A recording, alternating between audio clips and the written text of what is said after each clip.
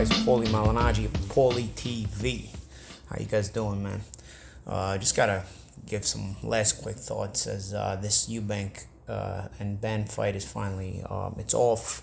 It's kind of fallen off the wayside, and they were talking about rescheduling it. But now I'm hearing that further investigations are showing that Connor Benn had probably and possibly had further failures of drug tests earlier this year, and it puts into real doubt, puts into real question when you start to think about when he started stepping up in competition, the stoppages of very durable guys like Chris Van Heerden, Samuel Vargas, and of course ex-world champion Chris Algieri.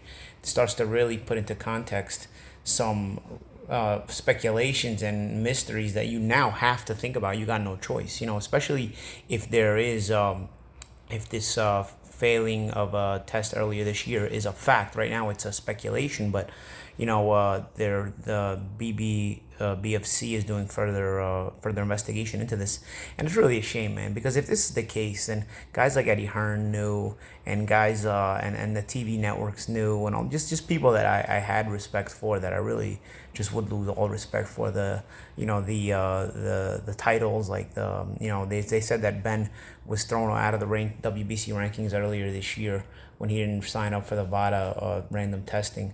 Then he got on the VADA random testing later in the year. But even I was in that WBC protocol when I was in my career, man. They have no money to push for it. They don't know, the WBC, and nobody else puts money into it. So Margaret Goodman is forced to fund it herself.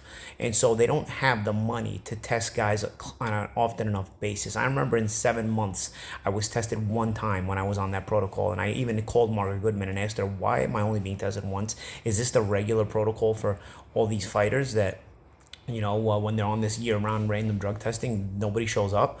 And she said, well, you know what, there's just not enough money to test everybody. Everybody in the top 15 is on this protocol. There's just not enough money to test everybody, as the testing costs a lot of money.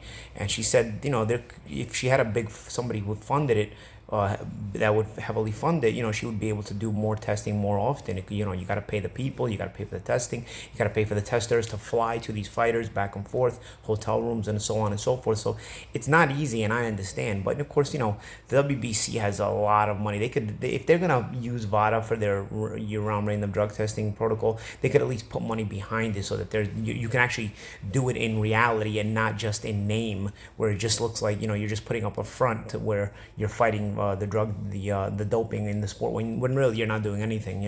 That's my 2 cents on that. And I remember again, when I was fighting, I even when I was on the protocol, I didn't get tested a lot, and it was for this reason. So whether fighters are on it or they're not on it, it's not going to really tell you if they're clean or not, because even the fighters that are on it, they're going to be able to get away with it very easily if no testing is ever showing up and random, and nobody's ever showing up and randomly testing them. You're just on the list.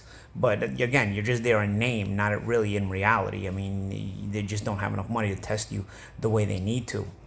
So that's got to definitely be fixed. So Ben, I think earlier in the year, he got himself taken out of the rankings because he didn't even sign up for it. He probably thought that they were going to test him a lot more often if in fact he was doing all this doping.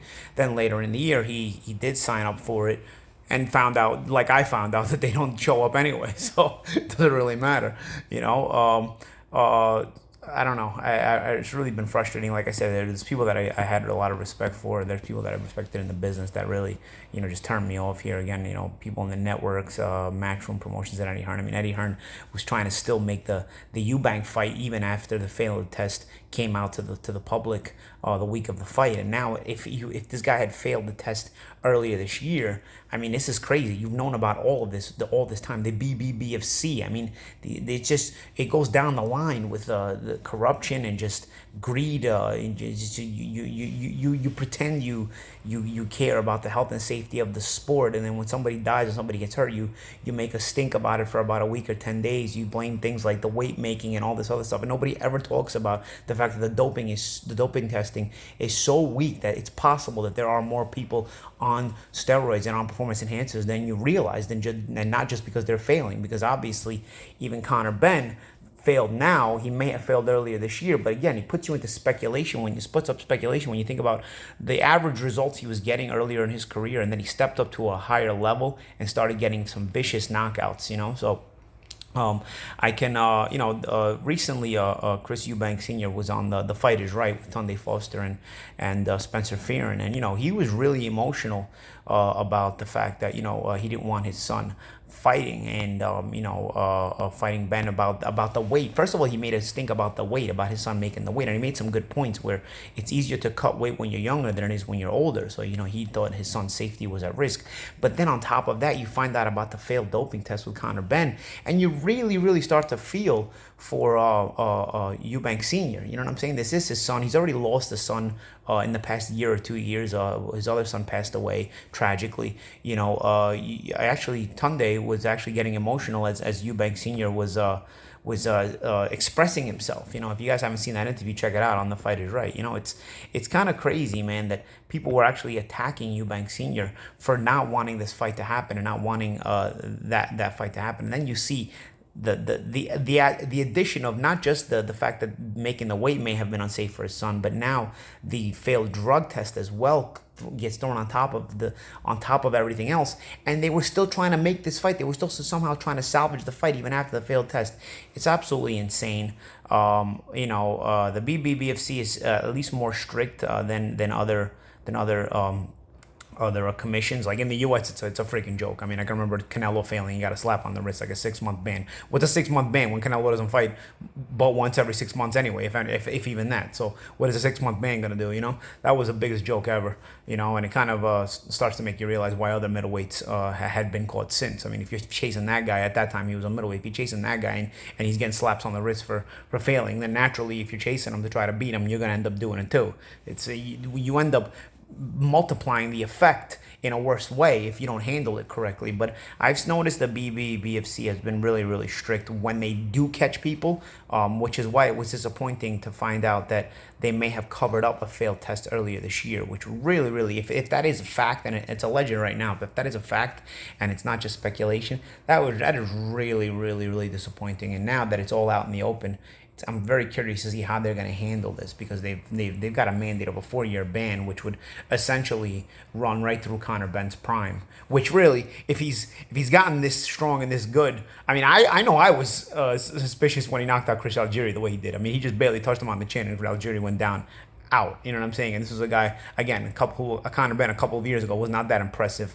And yes, you can improve, but you don't improve with the explosiveness and just all these other things that you naturally either have or you don't. So I know I was suspicious after the Algieri knockout, but even like guys like Van Heerden and Saint Vargas have always been sturdy guys, So again, it's a bit frustrating, and it's going to be interesting to see how the BBBFC handles this, and if they essentially put him out for a matter of years, which I guess has been the protocol in the BBBFC.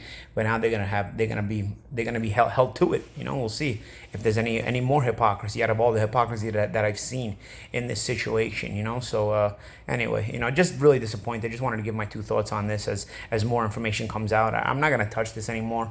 Like I said, I've laid off of the doping and boxing in the last few years because I retired. And so, I said, if nobody wants to fix it, let them all kill each other, And it's a shame that I had to really come to that conclusion where I was like, whatever. I was more outspoken about it when I was fighting because, again, I had fears that I would run into fighters that were doping and when I was fighting them. So it's a shame. It's disappointing. The business continues to disgust me, but I'm here. Let me know what you guys think. Let me know in the comments your thoughts on this, your thoughts on the speculation that he may have failed other tests, how you think it should be handled, and if some of his better wins now start to come into question, and should they be questioned. I'm Paulie Malignaggi for Paulie TV. I'd love to hear you guys' thoughts in the comments. Take it easy, guys.